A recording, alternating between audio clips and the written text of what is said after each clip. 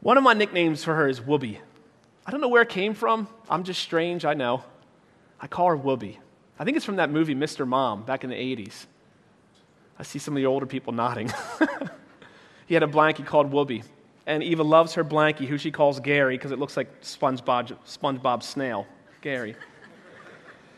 And I call her Whoopi, and she loves my nicknames. Daddy, you can call me Whoopi. I like that one. And as I read this story, I think about Whoopi.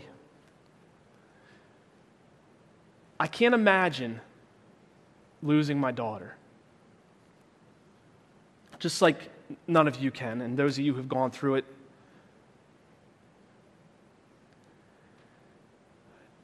And I put her to bed every single night, and I can't imagine her lying there with no breath in her lungs.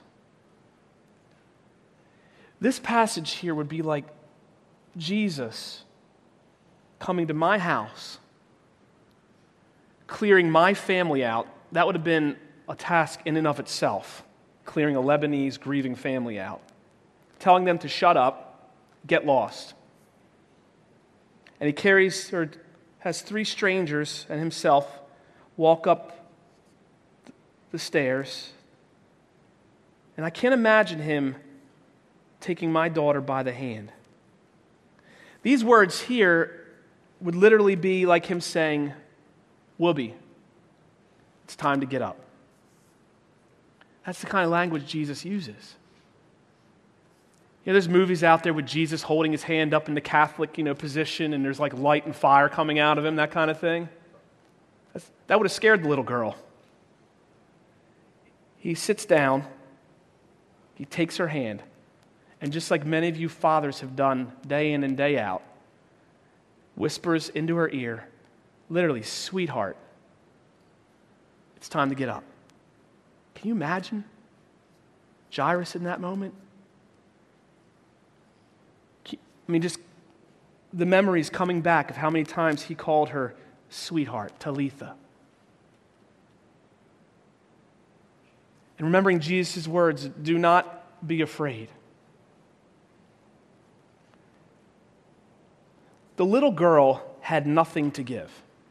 A lot of people say, this is about faith. You can be healed by faith. Have faith in faith. That's just a bunch of, She had nothing to give. She was dead. Jesus took her by the hand. She didn't reach her hand out.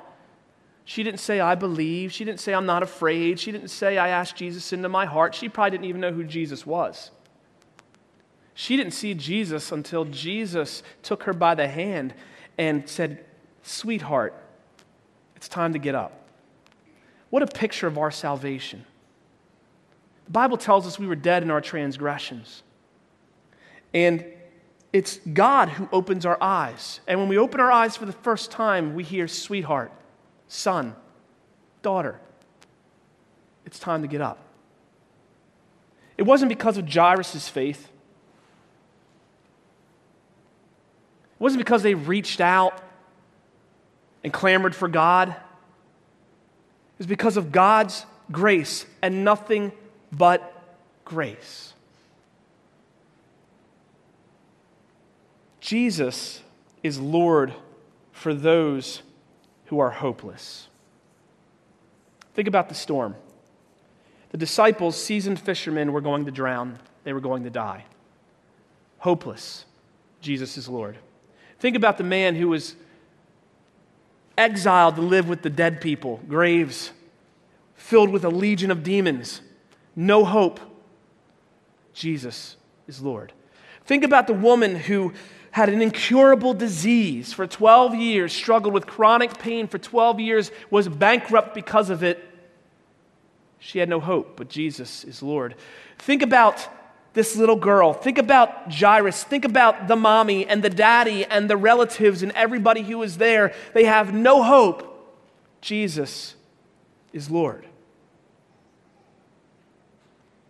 And immediately the girl got up and began walking, for she was 12 years of age. And they were immediately overcome with amazement. And he strictly charged them that no one should know this, and told them to give her something to eat. That last part, Jesus takes a wreck of a world and he shows us a snapshot of what it's going to be like. It goes from grieving and mourning the worst loss you can probably endure in this world, a little girl, your child, and it goes from no hope at all to normalcy, peace. Give her something to eat. There wasn't a big worship service or a big celebration or anything. It was, she's hungry. She needs something to eat. Jesus brings it all back and brings peace.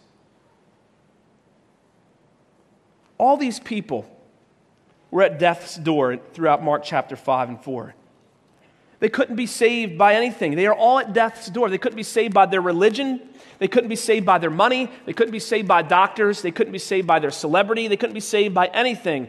But the reason why they have hope is because Jesus is an unbroken Savior for a very broken world. We're all in the same boat, pun intended. We're all in the same boat. There's storms raging all around us. There's oppression all around us. There's injustice all around us. There's death all around us. And the only one who brings hope is Jesus. And he's telling us the same thing he told Jairus. Do not be afraid. Only believe.